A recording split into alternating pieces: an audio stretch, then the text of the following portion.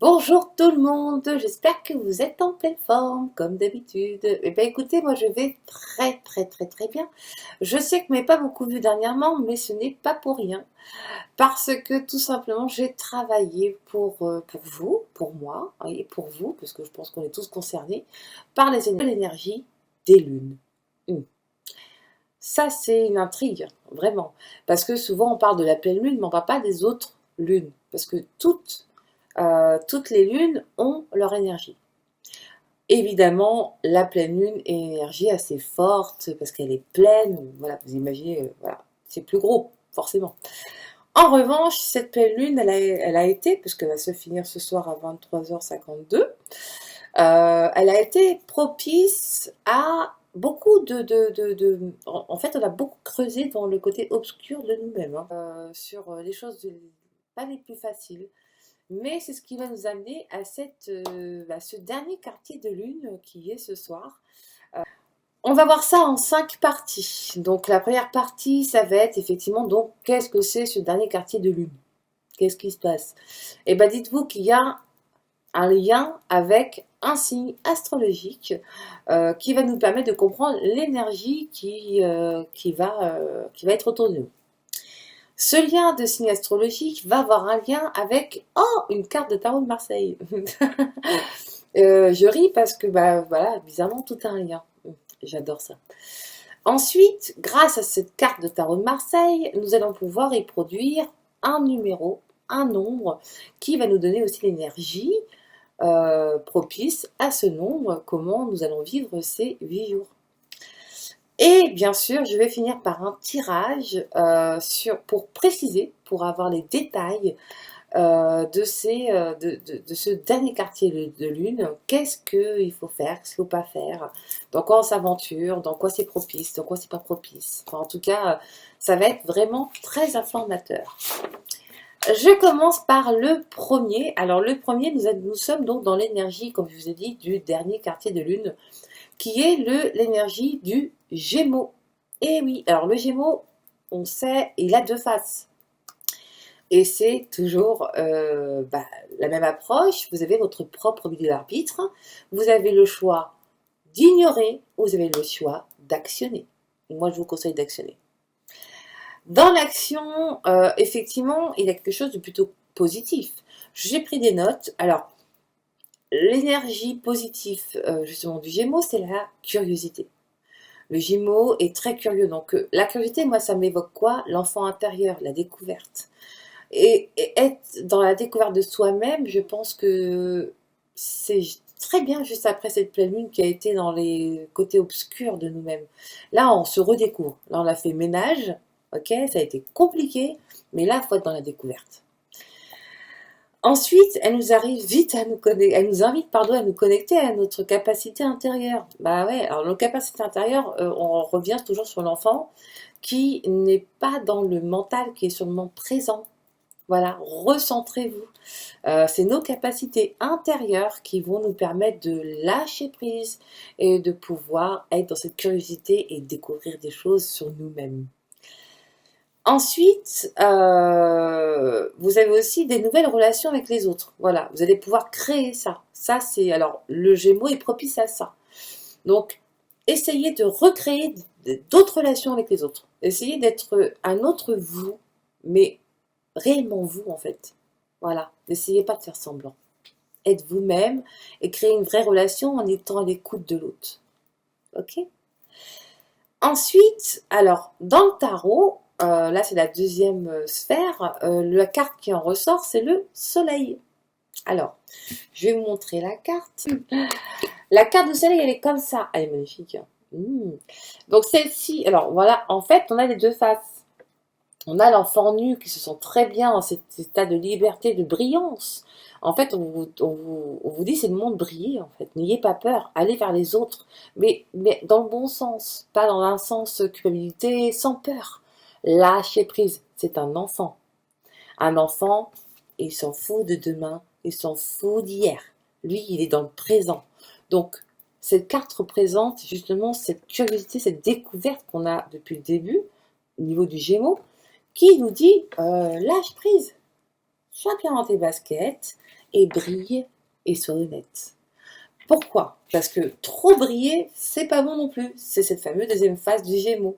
On peut être dans la brillance, dans la bienveillance, où on essaye de prendre cette légèreté d'enfant, ou on va être dans cette dureté qui va pas être forcément propice aux bonnes énergies. Ensuite, le chiffre qui en ressort, c'est le 1. Alors, le 1, c'est quoi? Le nombre 1, c'est le nouveau départ. C'est, on revient sur quelque chose de nouveau. On recrée. La curiosité, c'est de la créativité. C'est refaire les choses à zéro. C'est ça qui est important. Donc, le 1 nous permet de dire, ok, on est dans le progrès, on a fait beaucoup de ménage, maintenant on va revenir et on recommence, mais avec des bonnes bases. C'est ça l'idée. Et les bonnes bases des énergies enfin, jusqu'au 25 de cette lune, c'est la relation avec les autres, une meilleure relation avec les autres. Voilà. Être dans le détachement et en même temps créer cette curiosité de savoir ce que l'autre va vous donner. Ensuite, écoutez, les problématiques qui ressortent voilà, de tout ça, c'est que faut pas être dur, faut pas être dans la rancune, il faut être dans l'écoute et l'ouverture, comme un enfant. L'énergie qu'on va percevoir et qu'on a intérêt de travailler durant ce dernier quartier de lune. Je vais vous faire un tirage rapide justement à propos de cette lune. Donc je vais faire un tirage en 5 cartes qui nous permettent de nous préciser justement les énergies sur lesquelles on doit travailler. D'accord? Donc, la première carte, que prioriser réellement? Qu'est-ce qu'on doit prioriser dans cette énergie de nouvelle lune? Nous allons voir ça tout de suite. Voilà, je vais couper. Que prioriser? Alors, donc là, on va prioriser. Donc là, nous avons la carte. Donc on appelle ça le fou. Ok. On va prioriser notre enfant intérieur. Encore une fois, la folie, l'innocence, mais avec prudence. D'accord? Alors, on va pas très bien parce que moi, voilà, j'ai des cartes qui brillent. Voilà, là, on voit beaucoup mieux. On voit un personnage effectivement qui se sent et qui a besoin de liberté, de créativité. Mais il est un peu dans le flou, mais il aime cette jeunesse, ce côté travailleur, ce côté fougueux. Mais il faut pas vous disperser, d'accord? Gardez ce côté curiosité, découverte, mais sans vous disperser, d'accord? C'est ça qui nous indique cette carte, d'accord? Nous allons voir maintenant la deuxième carte qui va nous dire quel est le défi. Quel est le défi qui nous... Oups, excusez-moi, les cartes sont un peu pleines d'énergie. Quel défi est proposé à tout ça? On y va. Oula, ça va vite. Quel défi nous proposer à tout ça? Attention, on va vite. Oula, oui. Oula, alors, le défi, comme vous pouvez le voir, c'est la carte de la justice. Alors, j'essaie de le mettre en fonction, vous pouvez bien voir la carte. Donc, la justice, c'est tout ce qui est à régler. Voilà. En fait, vous êtes dans la découverte, mais vous avez quand même des choses à régler. Faut pas oublier ça. Donc, le défi, c'est de régler ce que vous avez à régler. D'accord? Ça, c'est le défi qui vous est proposé. D'accord? Donc là, au départ, nous avons donc à prioriser notre façon de découvrir, de redécouvrir, parce que nous recommençons tout, mais tout en étant dans cette dynamique qui est justement de régler ce qui n'a pas été réglé, tout ce qui a été sorti justement pendant la pleine lune. C'est ça l'idée. Maintenant, comment relever le défi? Ça, c'est une bonne question. Moi, je suis sûre que vous êtes pressés de savoir. Moi aussi. Comment on va relever le défi, les gars? Comment on va relever ça? Ok. Qu'est-ce qui nous sort? Ok. Eh bien, écoutez, avec cette sagesse de la papesse. Alors, la papesse, c'est une carte extrêmement... voilà, qui rassure beaucoup. En fait, il faut essayer de s'entourer de personnes, mais les relations qui sont différentes, qui sont de bons conseils. Par exemple, dans la sagesse, essayez de capter la sagesse des autres, essayez d'être à l'écoute et même vous-même d'enseigner des choses, d'avoir des solutions qui vous encouragent justement à passer à autre chose. D'ailleurs, cette pleine lune qui a été un peu forte, et d'ailleurs justement cette justice qui nous indique cette priorité de régler les problèmes, la papesse vous dit, voilà, comment relever le défi? Eh ben, c'est pas compliqué. Demandez les bons conseils, ayez la bonne écoute, mais de vous-même. Et vous allez trouver les bons conseils. Restez à l'écoute de vous-même pour avoir les bons conseils. Voilà ce que la carte nous dit. Ensuite, que garder dans l'esprit? Mais qu'est-ce qu'on va garder dans l'esprit? Voilà, on sait comment relever le défi, mais pour ça, qu'est-ce qu'on doit avoir dans l'esprit pour être dans cette énergie? Ok? On y va. Oh, waouh! Alors là, gardez dans l'esprit vos côtés un peu sécurité quand même. Hein. Voilà, on a le côté enfant qui est représenté par la première carte, qui est le lâcher prise, mais gardez cette sécurité. L'empereur, lui, il est puissant, il est armé, il est riche, il est dans la protection. Donc surtout, négligez pas votre limite.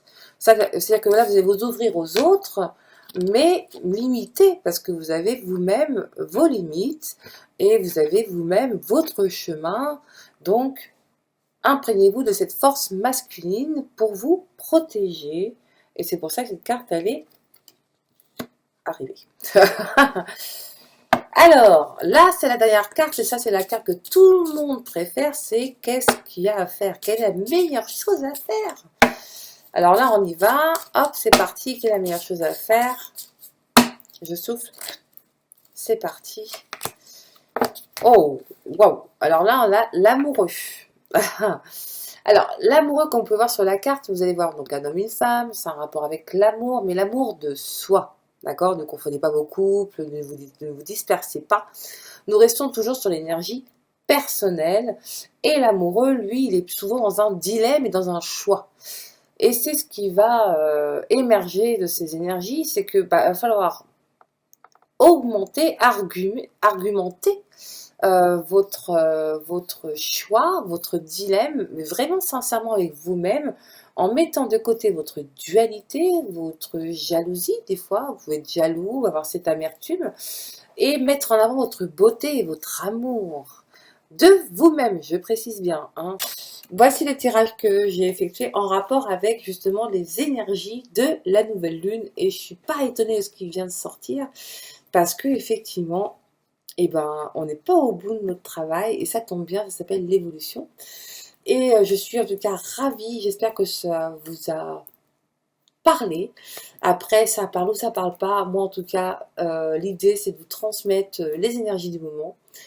Et j'espère que ça, en tout cas, ça vous fera du bien. Et je vous souhaite à toutes et à tous un excellent week-end et prenez soin de vous.